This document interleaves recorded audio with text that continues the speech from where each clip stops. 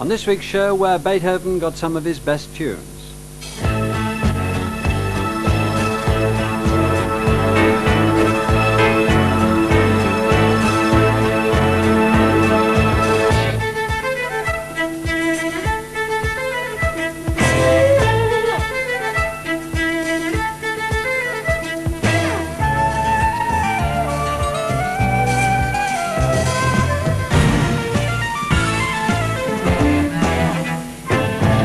Hello, did Beethoven pinch some of his best tunes, and if so, where from?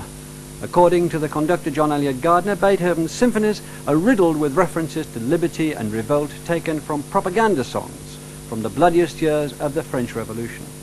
Gardiner's formed his own orchestra, the Orchestre Revolutionnaire, a Romantique, to play the music of Beethoven and Berlioz the way he thinks it ought to be played, on authentic instruments of the composer's time, recreating the sounds that the composer heard.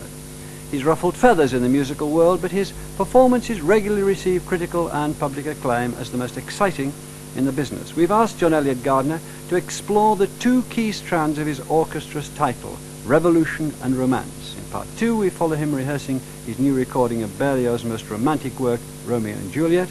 But first, we go on a detective story, uncovering the tunes that Beethoven borrowed from the French Revolution. Excuse me. Can we just do it? Can we just do slow motion, just so that everybody's clear? Just slow motion at the very beginning. Just slow motion. Here we go. And do do do do. Yeah. And.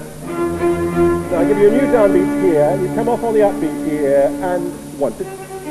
Okay. Right. Let's do it up to speed again, please. Okay. Do do do do. Do do do do. Well, it'd be difficult to find anything more classical than the beginning of Beethoven's Fifth Symphony. And you'd think that was typically German. Well, perhaps it isn't. Perhaps there's something French about it. And that's why we've come to this remote corner of southeast France in the Dauphiné to try and look for the roots of this music.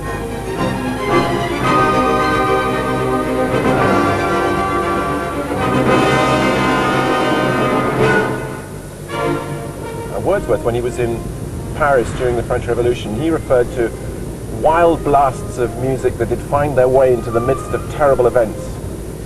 We're trying to find a way of reconstructing the atmosphere that must have been around in the late 1790s during the French Revolution, and how people sang, ordinary people, perhaps under orders as to how to celebrate Napoleon's latest victories here.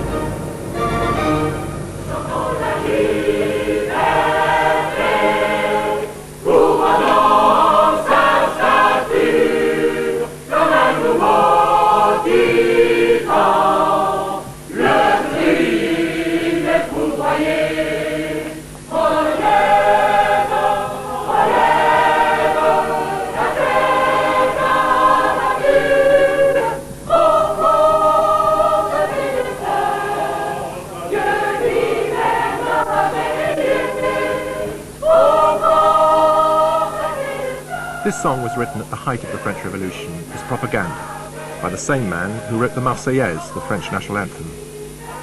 Almost certainly it's the first time it's been sung for nearly 200 years.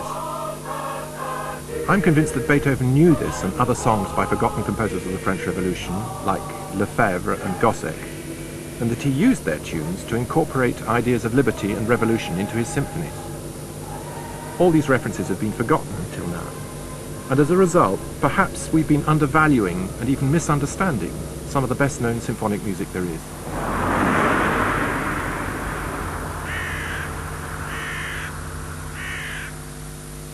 The influence of these fairly minor composers, all of whom were writing politically motivated music in France in the 1780s and 1790s, is not confined just to the Fifth Symphony of Beethoven. You can hear it in traces of the First Symphony, in the Sixth Symphony, the Pastoral, in the Ninth Symphony, and in the Seventh Symphony. In the Seventh Symphony, that very strongly dotted rhythm that one hears in the last movement, seems to come from Gossec's hymn to the Republic. Very similar passage.